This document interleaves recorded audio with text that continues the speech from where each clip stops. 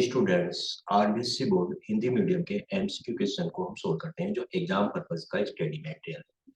अब देखिए, प्राप्तियों भुगतान खाते में कौन सी मदद दिखाई जाती है? ऑल कैश ट्रांजेक्शन इन और आउट। तो इसमें क्या लगता है, सारे ही है, ये आंसर है। आगे हम बढ़ते हैं, प्राप्तियों भुगतान खाता किसका सारांश है? कैश बुक, रोकड़ बही का सारांश है। इसके आगे हम चलते हैं, डेप्रिसिएशन प्राप्तियों भुगतान खाते में दिखाया जाता है। डेप्रिसिएशन नॉन कैश ट्रांजेक्शन है, ये किसी भी पक्ष में दिखाया नहीं जाएगा। चालू खाता चालू वर्ष का आयगत आय को दर्शाया जाता है केवल आय व्यय खाते में। नेक्स्ट, लाभ अलाभकारी संस्थाएं किसमें से किस प्रपत्र का निर्माण नहीं करती भी? इसका निर्माण नहीं करती, लाभ हानि खाते का, बाकी सबका करती है। आगे हमने देखा, लेखा भाइयों की गणितीय शुद्धता की जांच के लिए बनाया जाता है।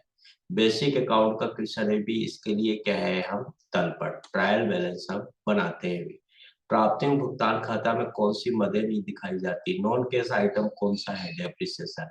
आगे आपको दे रखा है, रोकड़ बही गैर रोकड़ मद शामिल होता है, नॉन कैश आइटम कहाँ शामिल होता है अभी ये देखना है कि हास बकाया व्यय अर्जित आय उपयुक्त सभी इसमें शामिल होता है। ये सारे के सारे आय व्यय में शामिल होता है अभी।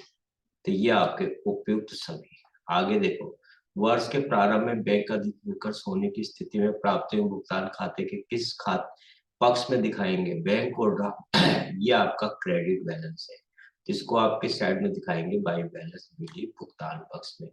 प्राप्तियों भुगतान खाते के अंत में नाम पक्ष का योग जमा पक्ष के योग से अधिक हो तो यह अंतर कहलाएगा। डीआर साइड का मोड़ देन है, सीआर का कम है, इसका मतलब क्या हो गया अभी कि आपको नाम पक्ष का ज्यादा है तो इसमें इनकमिंग ज्यादा है, ये बैलेंस या रोकड़ शेष कहलाएगा।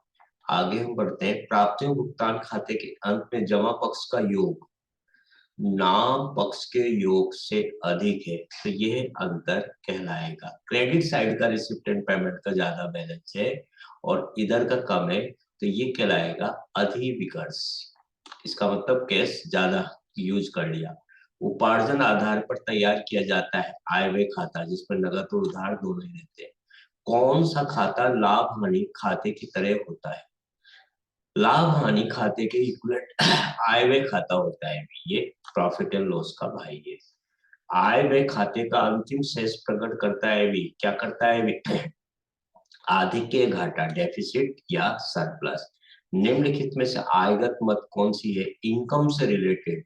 इनकम से रिलेटेड ये सारी जो मदें हैं इसमें देखो ये आएगा। आई बात समझ में? सब्सक्रिप्शन आएगा। आगे हम चलते हैं, निम्नलिखित में से पूंजीगत मद है, ये पूंजीगत मद है जो आपकी आय व्यय खाते में नहीं आती भी। कैपिटलाइज रेवेन्यू, कैपिटल रेवेन्यू, तो ये देखा भी इसमें कौन सा है? ये रेवेन्यू है, ये रेवेन्यू है, ये रेवेन्यू है। लाइफ मेंबरशिप फीस, ये पूंजीगत मद है भी। प्राप्तियों भुगतान खाता है, कैसा खाता है भी? प्राप्तियों भुगतान खाता कैश बुक का समरी है तो ये खाता आपका कौन सा है? रियल वस्तुगत खाता है भी। ठीक है भी। चालू वर्ष में अग्रिम प्राप्त किराया होता है। एडवांस किराया प्राप्त कर लिया तो हमारे ऊपर क्या चढ़ गया अभी? दायित्व, लाइबिलिटीज हमें सर्विस देनी पड़ेगी अंडर ड्रेट। अब देखो, पुराने पत्र पत्रिकाओं के विक्रय होता है, इसको क्या मानते हैं हम? आयगत प्राप्ति, कबाड़ी को बेचे तो। आगे देखें, आय निम्नलिखित में से गैर व्यापारिक संस्था नहीं है। आई मीन ऐसी संस्था जो गैर व्यापारिक, जिसका उद्देश्य लाभ कमाना ना हो भी। तो ये देखो भी, इसमें देखो यहाँ देखो संस्था नहीं है तो इसमें हम चलते हैं अस्पताल, ट्रस्ट और विद्यालय। तो इसमें देखो ये तो क्या है? गैर व्यापारिक संस्थाएं हैं, इनमें से कोई भी नहीं है, सारी गैर व्यापारिक है जिनका ऑब्जेक्ट क्या होता है? भी लाभ कमाना होता है। अब हम आगे बढ़ते हैं, यहाँ देखो इसको आप कैसे करोगे? यहाँ आपको दे रखा है भी, यहाँ पे आपको थोड़ा सा डिफिकल्ट है भी। यहाँ देखो भी, इस क्वेश्चन का आंसर है रोकड़ भैया प्राप्तियों भुगतान खाता। यहाँ है, यहाँ पे भी आएगा प्राप्तियों भुगतान खाते में सभी प्राप्तियों को योग को शामिल किया जाता है।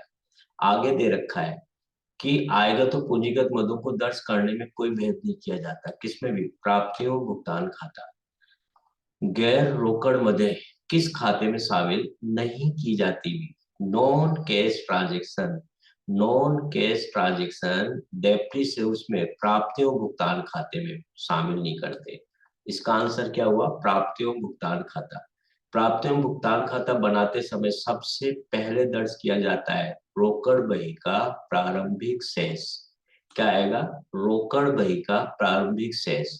आय व्यय खाता के आधार पर बनाया जाता है, उपार्जन के आधार पे नगद और उधार दोनों ही आते हैं। लाभकारी संस्थाएं भी अपनी वित्तीय स्थिति का प्रदर्शन करने के लिए तैयार करती है।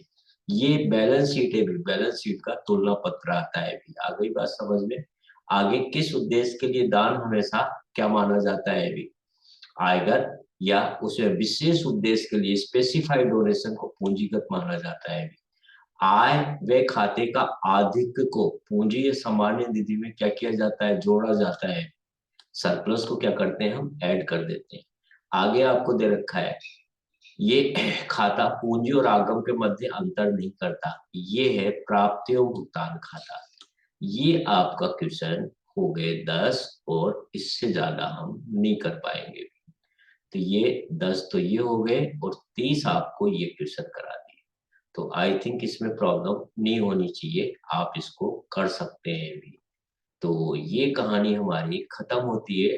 प्राप्तियों भुगतान खाता का मेन मेन चीजें रिकॉल हो चुका है अभी। तो आप इसको सुनेंगे तो भी लर्न हो जाएगा भी, इससे ज्यादा पॉसिबल नहीं।